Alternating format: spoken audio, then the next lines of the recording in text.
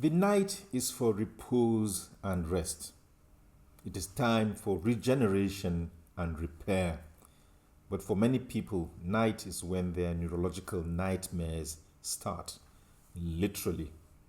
Disorders occurring exclusively in sleep are amongst the most challenging for neurologists to decipher and for patients and their partners to endure.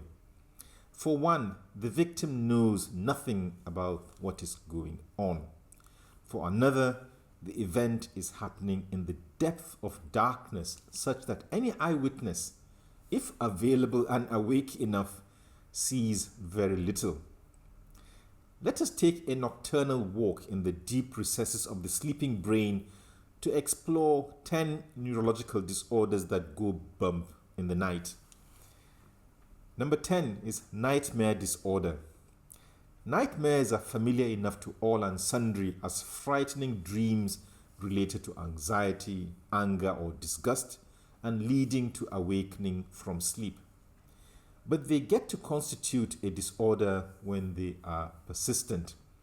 In this case, it is worth looking for potential triggers. And these include medications such as antidepressants, antihypertensives, dopamine agonists, narcotics, and barbiturates. Other triggers of nightmare disorder to consider include withdrawal from alcohol, barbiturates, or benzodiazepines, post-traumatic stress disorder, depression, schizophrenia, and even breathing problems. Number 9, sleep terrors. A notch above nightmares comes night terrors, also called pavor nocturnus. Night terror is characterized by such actions as intense fear, bolting or running away, agitation, violence, frantic searching, and an aggressive response to attempts at consolation or restraint. The victim may also express blood-curdling screams, fearful speech, sobs, and incoherent vocalizations, and they may manifest intense fear. It is important to look for possible causes of night terrors, which include anxiety, depression, obsessive-compulsive disorder, phobic personality disorder, and, again, breathing problems. Number 8 is sleepwalking. Also called somnambulism, sleepwalking occurs when there is a partial arousal during slow wave sleep. The affected person abruptly sits up and walks with eyes open but no facial expression. They may handle nearby objects, perform searching acts, and exhibit coherent interactive speech. Unfortunately, the subject may become agitated and carry out violent acts. The predisposing factors for sleepwalking include stress, sleep deprivation, alcohol intake, and fever. Sleepwalking may also be triggered by such medications as amitriptyline, beta blockers, zolpidem, sodium oxybate, neuroleptics, and lithium. Number 7, sleep talking. This is also called somniloquy, and it tends to occur in childhood. The content of sleep talking ranges from isolated words or sentences to speech and even conversations. Importantly, the speech is usually not associated with any expressions of emotion. There may be a familial predisposition to sleep talking, but other causes include obstructive sleep apnea and dementia. Number 6, sleep-related eating disorder called SRED. This is binge eating associated with sleep, and it typically starts in adulthood. The nocturnal gastronomical activity usually kicks off in the first half of the night, and the eating and drinking are hurriedly carried out with the consumption of high calories. There is also the added danger that toxic or uncooked foods are consumed. The triggers for sleep-related eating disorder include medications, again, such as benzodiazepines, and withdrawal from drugs, alcohol, cocaine, and opiates. Number 5, confusional arousals. This refers to brief episodes of arousal from sleep, and it usually occurs on the background of other sleep disorders. Confusional arousals have been classified into two. First is sleep drunkenness, and this is associated with severe morning sleep inertia. I have a lot of people in mind regarding this. Second is sexsomnia, sleep-related sexual behaviors, which I will review in a different podcast. Confusional arousals may be triggered by shift or night work, by medications such as antidepressants, and again by obstructive sleep apnea.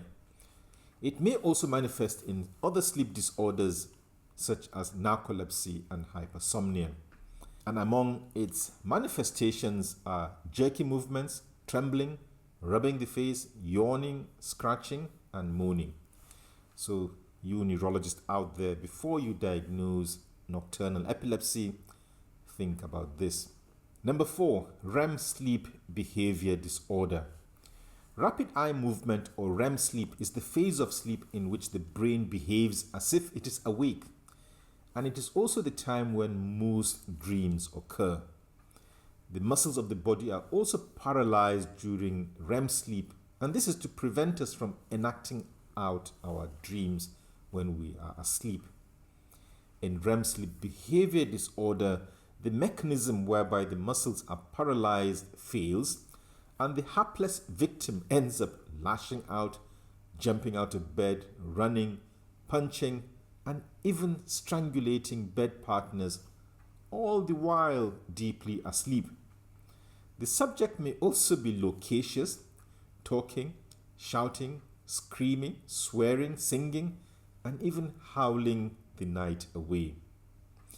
And to confuse matters even further, the sleeper may carry out semi-purposeful actions such as giving a speech, eating, reaching, and riding. It is no surprise that injuries occur in about a third of cases of REM sleep behavior disorder and spouse assault in about 2/3 of cases.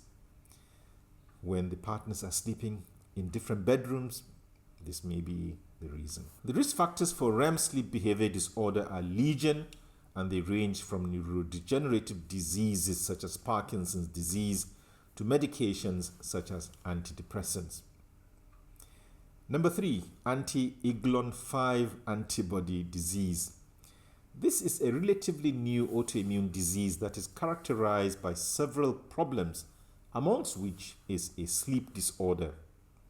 And the problems in sleep associated with Iglon 5 are sleep-related breathing difficulty, sleep vocalizations, such curious sleep-related behaviors as appearing to thread a needle, to sprinkle salt on food, or to dab perfume.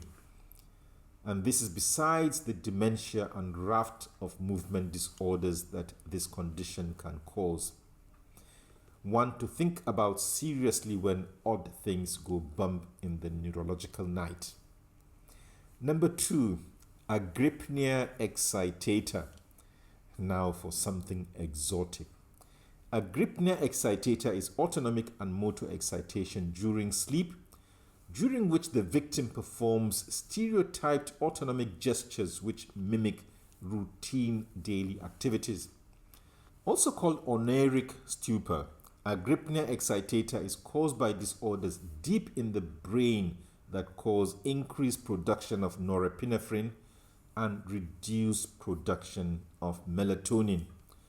And the classical causes are fatal familial insomnia, Morvan syndrome, and delirium tremens.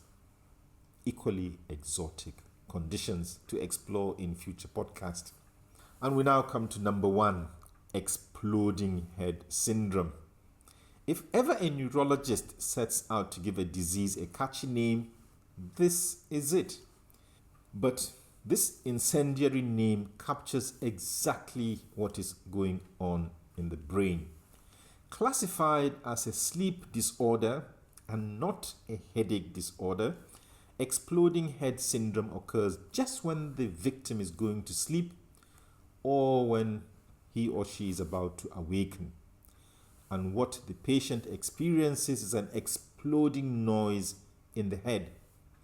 And for measure, the patient may also see a flash of light. Unlike explosives set to go off at regular intervals, the episode repeats itself up to 7 times a night. And for the less fortunate, they may also experience daytime attacks. Thank you for listening or watching this podcast. If you found it enlightening, why not click on the like button? And why not subscribe to the Apple, YouTube, or Spotify channels to make sure you don't miss the next episode of the Neurology Lounge podcast? And whilst waiting for that, why not check my website called Neurochecklist? And why not get a look at my book called Surfing the Brain? Thank you very much for your time.